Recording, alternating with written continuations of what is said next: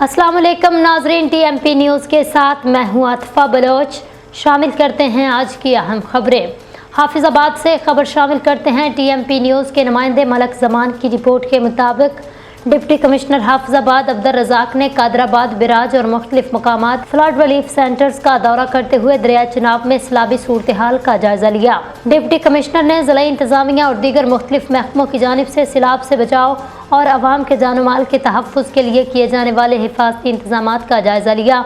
Deputy commissioner का कहना था, दरिया चिनाब में सैलाबी सूरत हाल से बचाव के लिए ज़िला इंतजामिया की जानिब से तमाम महकमों को 24 घंटे पानी अलर्ट रहने की हिदायत की गई है, जबकि ज़िला भर में 6 फ्लड रिलीफ सेंटर्स कायम करके वहाँ रेस्क्यू 1112 महकमा सेहत, लाइव स्टॉक और दीगर मुतल्लिका महकमों के मुलाजमीन की ड्यूटियाँ लगा दी गई हैं, ताकि किसी भी हंगामी या सैलाबी सूरत हाल के दौरान अवाम के जान माल को बर वक्त महफूज बनाया जा सके।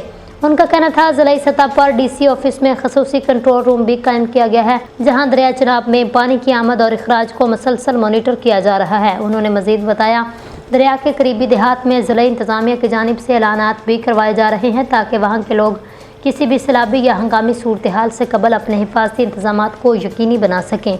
डिप्टी कमिश्नर का कहना था, दरिया चिनाब में सैलाब की मौजूदा सूरत हाल कंट्रोल में है।